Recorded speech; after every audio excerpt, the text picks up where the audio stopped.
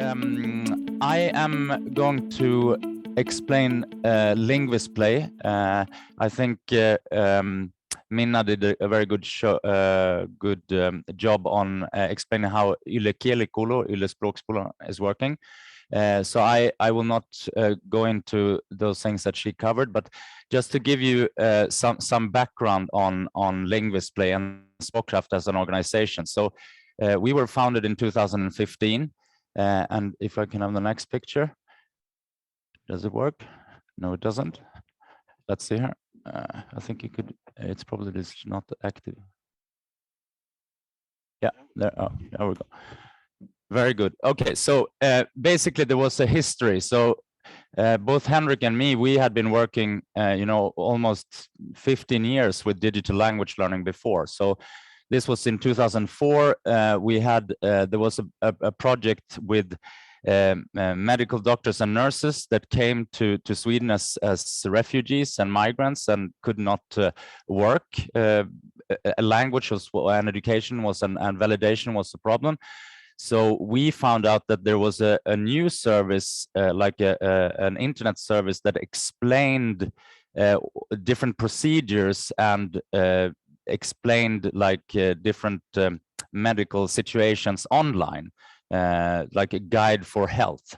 So we thought that why don't we integrate learning tools into that internet-based health guide for migrants and refugees to learn medical Swedish. And that was like a project for 2 years, and then it kind of fluttered away and didn't do anything. But in essentially we have continued doing that now. So you can take the next one.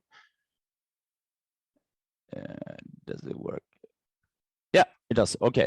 Fast forward in 2013, I actually came up with the idea of a TV reality show of anything you could imagine could happen in your life. I had no previous experience with television, but I came up with the idea of this reality show. So this reality show was 8 immigrants moving into a boarding school in Sweden.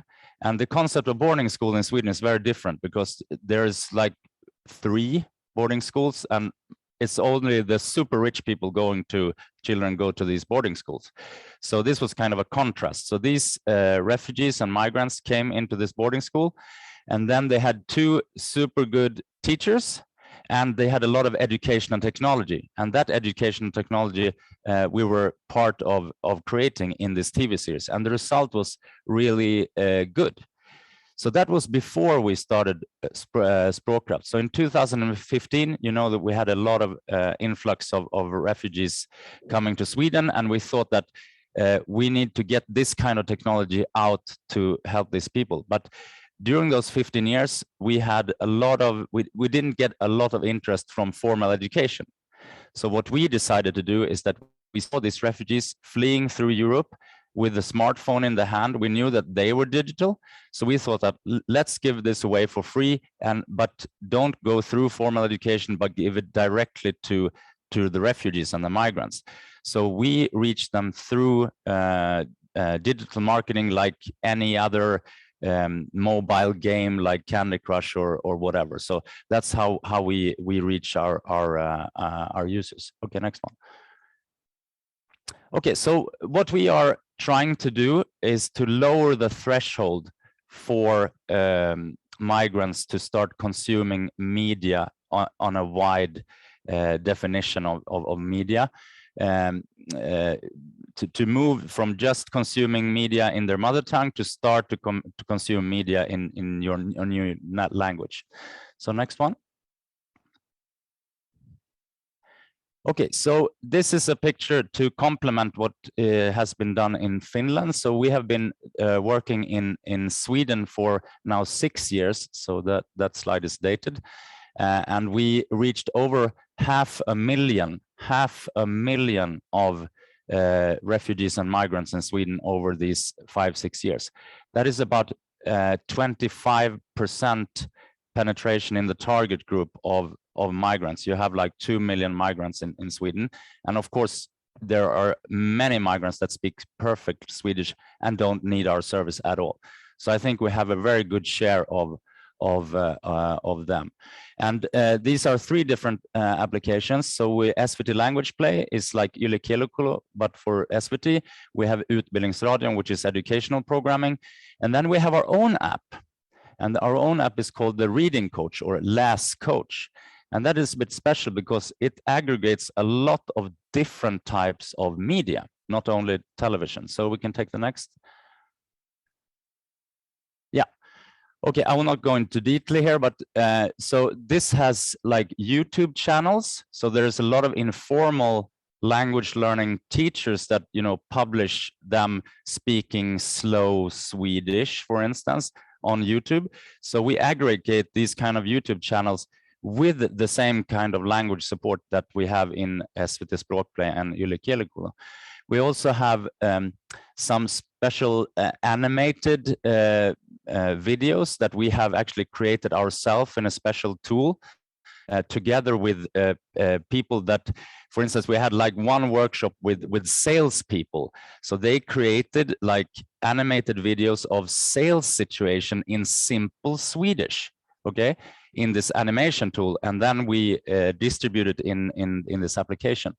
There is an ebook reader. So we have a distribution of ebooks, but we will soon have many more ebooks. You have articles, so news articles that we aggregate from different sources on the internet. And to the right, you have also YouTube music. We heard about Basama thing, talking about the Finnish romantic songs that he wants to listen to. So here you can do that with music. We can take the next slide. And also, we don't only do it with YouTube Music, but we also have it integrated with Spotify. So you can have on the left there's a long list of, you know, super popular Swedish music artists, and you can select an artist, and you can take next. And then it's like karaoke style. So you will listen to the music, and then you can see the lyrics, and you can follow it. It's like jumping with a dot there. And if there are words that you don't understand, you can tap it and you can get translation, and you can do exercises based on music. You can take the next. And the exercise is integrated into that lyrics. Okay, why is music good for informal language learning? It's engaging. You can be passionate about music. You can be a fan, you know? So so that's one important thing. Another important thing is that their research has, you know, they can see that if you compare singing to spoken word, it's like half the pace. So it's half the pace from spoken word, okay? Unless it's rap, because then it's not this, it's probably faster. Okay, the other thing also, it's very simple language. So it's a good way to start with informal language learning using lyrics. And the last thing is about repetition.